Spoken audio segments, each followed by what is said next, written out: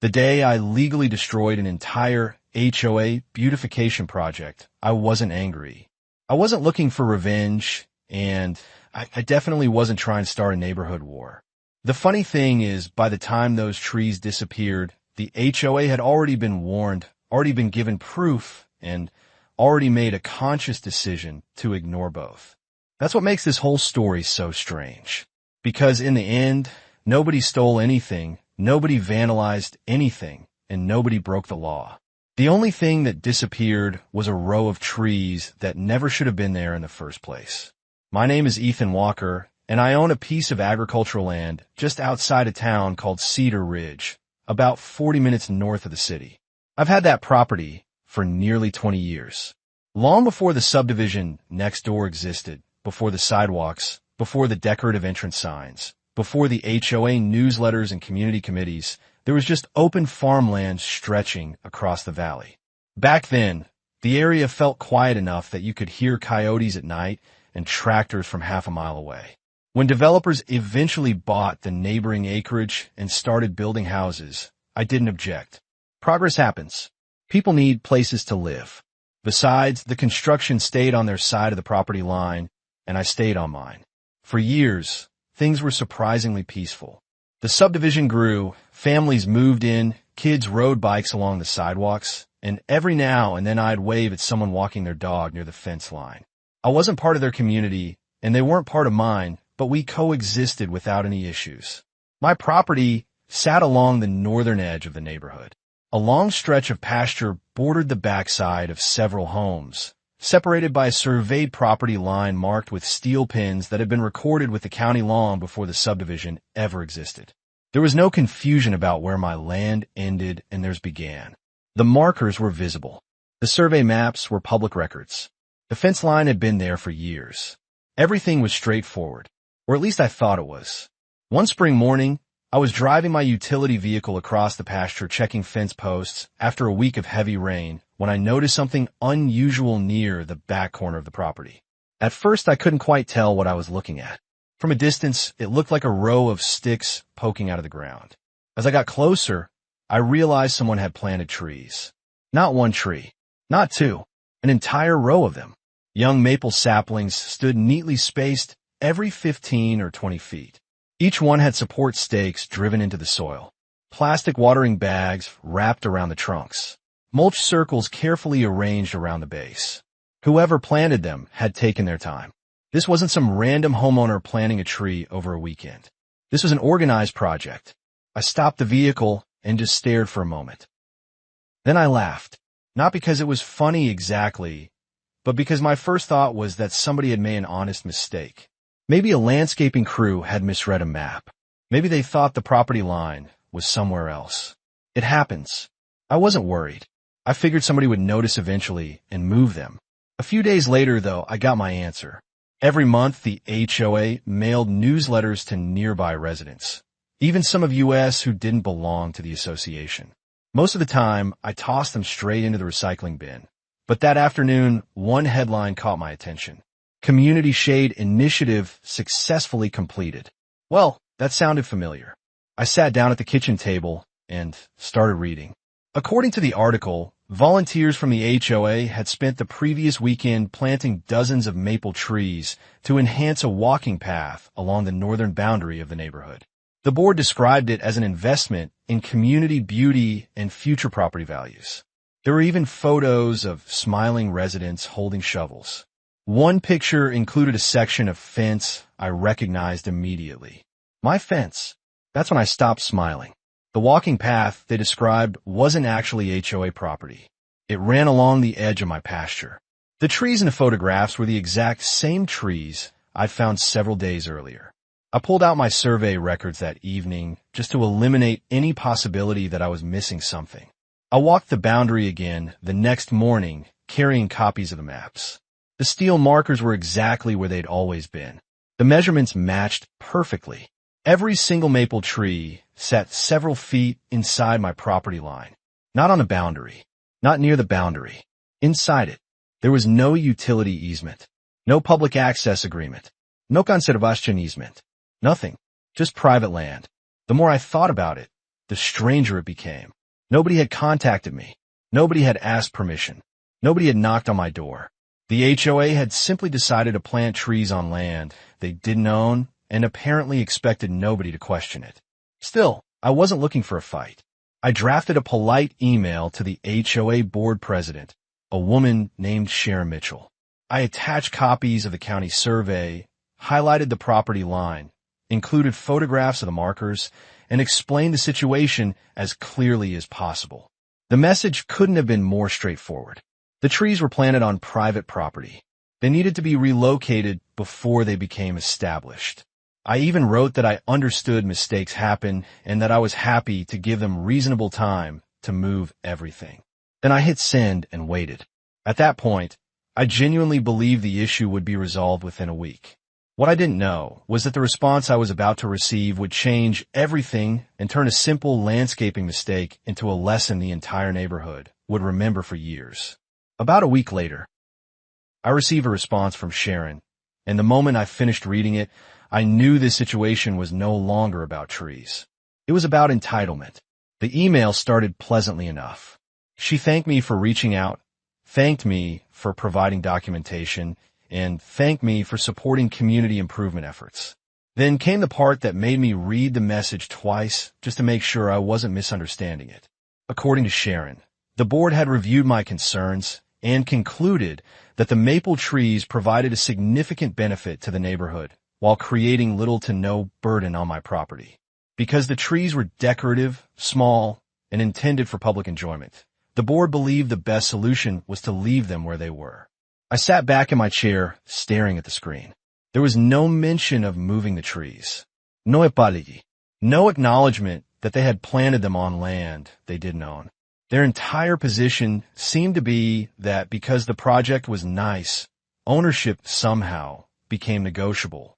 I remember actually laughing out loud. Not because it was funny, but because it was so absurd. Imagine parking your car in somebody else's garage and then explaining that you should be allowed to keep it there because the car looks nice. That's basically what they were saying. For a few minutes, I considered writing back. I thought about explaining property law. I thought about pointing out liability issues. What would happen if one of those trees eventually fell and damaged equipment? What if roots interfered with drainage? What if I wanted to use that section of pasture later? But the more I thought about it, the more I realized something important. They already knew the facts. I'd given them the survey. They weren't confused. They simply didn't care. So instead of arguing, I closed the email and went back to work. Summer came and went. The trees continued growing. Every now and then, I'd see residents walking along the edge of the neighborhood admiring them. A few homeowners even posted photos on local social media pages celebrating how much greener the community looked. One comment I stumbled across described the project as a perfect example of neighborhood stewardship. Another called it a gift for future generations. Every time I saw those posts, I shook my head and moved on, because nobody seemed to realize those trees were standing on land the HOA didn't own. Around mid-August, I ran into one of my neighbors, a retired mechanic named Frank Delaney, at a local diner. Frank lived inside the subdivision and knew practically everybody. Somewhere during breakfast, he mentioned the tree project. "Those maples are looking good," he said. "The HOA's pretty proud of them." I took a sip of coffee. "They should be. They're growing on my property." Frank lowered his fork. "Wait, what?" So I explained the situation. The survey, the email, the board's response. By the time I finished, Frank was laughing so hard people at the next table were looking over. "They actually told you they're leaving them there?" he asked. "Pretty much." He shook his head. "Well, that's going to end badly." At the time, I wasn't sure what he meant, but eventually I found out. Because while the HOA was busy congratulating itself, I was reviewing my own land management plans. The northern pasture wasn't just empty space. Every few years, I rotated portions of it for different uses.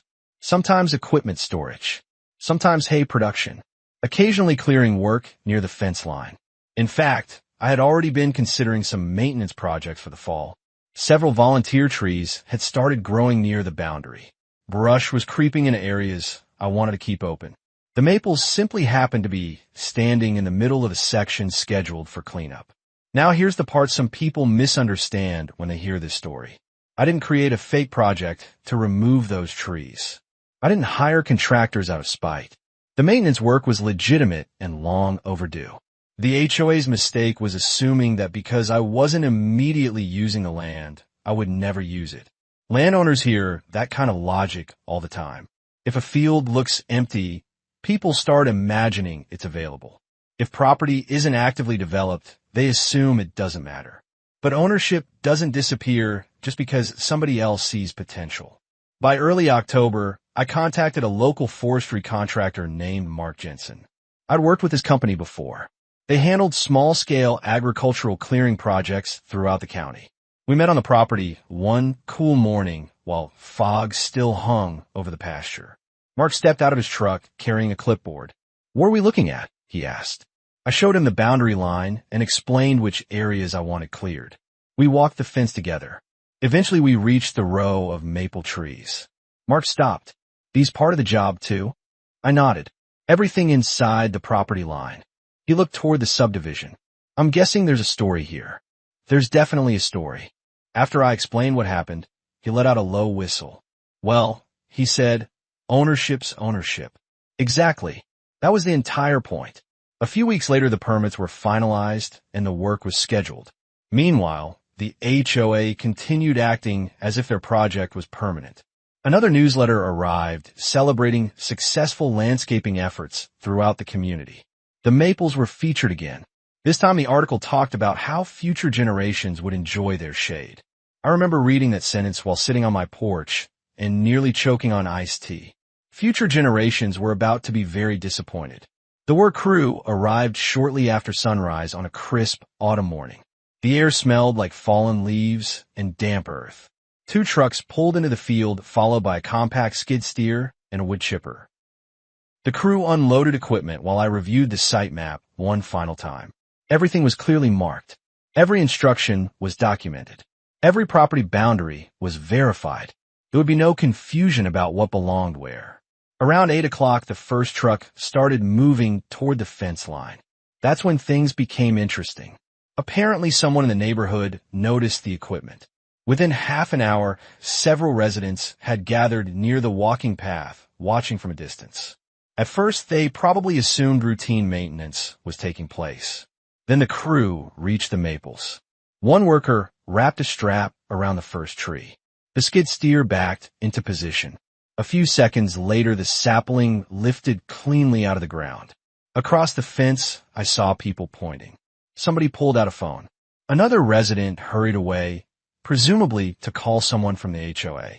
The second tree came out, then the third, then the fourth. By 9 o'clock, the entire neighborhood seemed aware that something unusual was happening. Around that time, a white SUV came speeding down one of the subdivision streets and stopped near the path. Sharon climbed out looking like she had just witnessed a bank robbery. She marched toward the fence with 2 other board members trailing behind her. Even from 50 yards away, I could tell she was furious. "What is going on?" she shouted. "You walked overcomely. Property maintenance. Those are community trees." "Actually," I replied, "they're my trees." Her face turned red. "The HOA paid for those.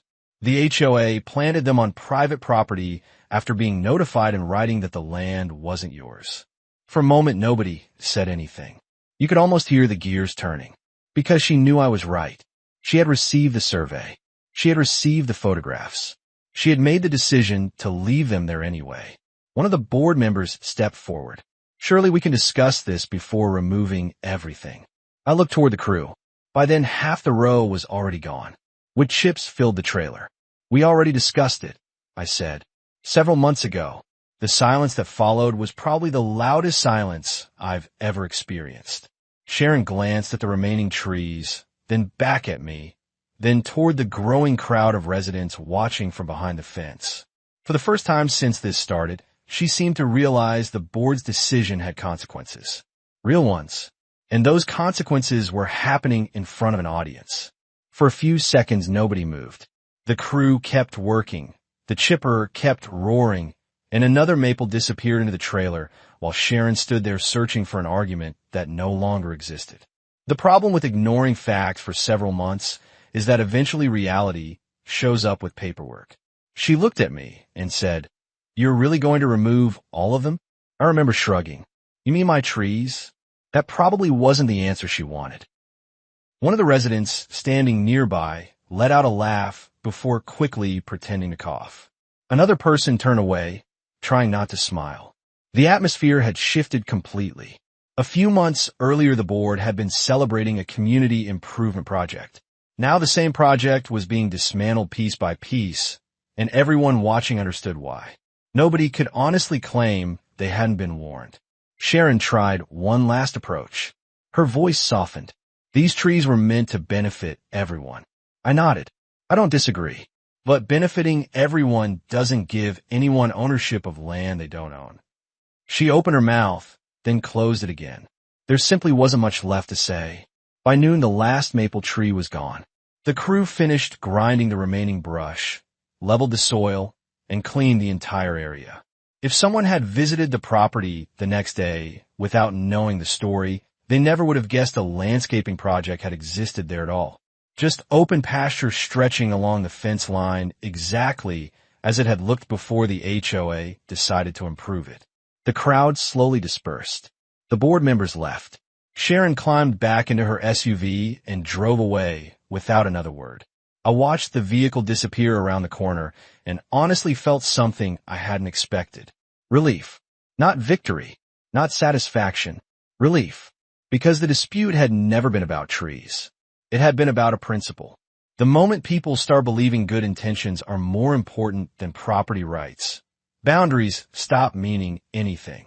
And if boundaries stop meaning anything, conflicts never really end. A week later, the HOA released another newsletter. The tone was noticeably different from the earlier ones.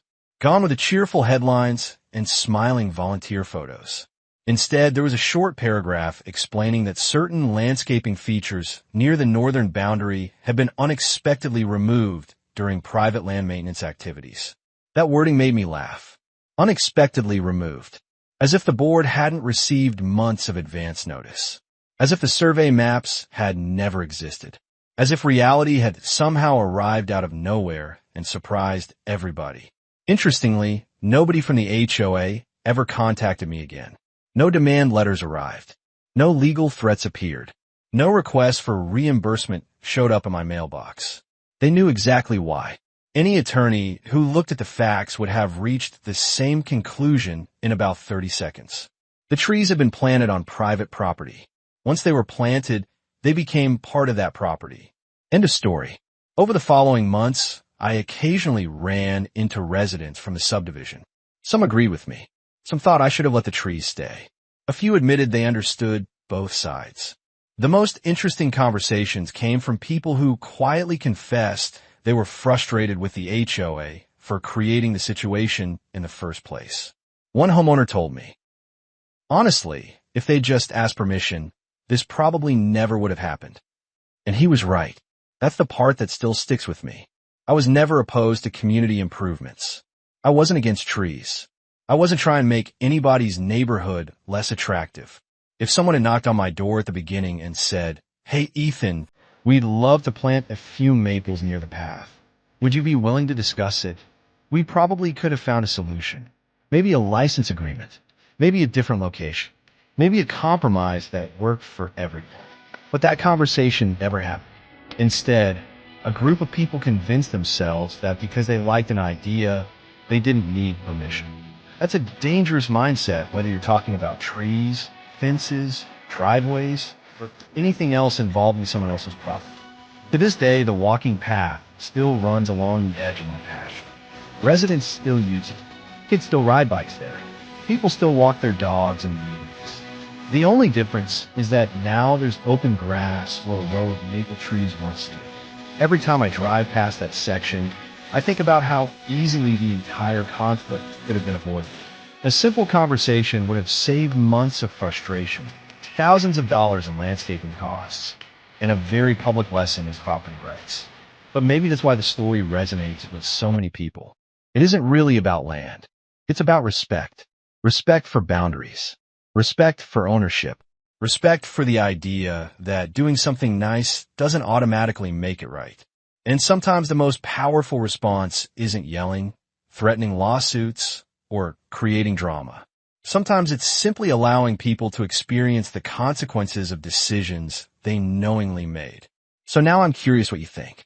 If you were in my position, would you have left the trees alone for the benefit of the community, or would you have removed them, just like I did after the HOA ignored multiple warnings?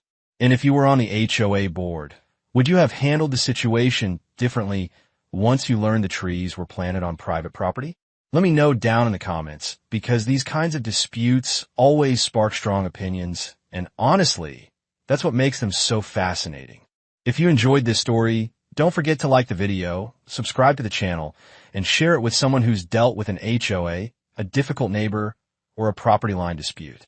Trust me, they probably have a lot to say about this one.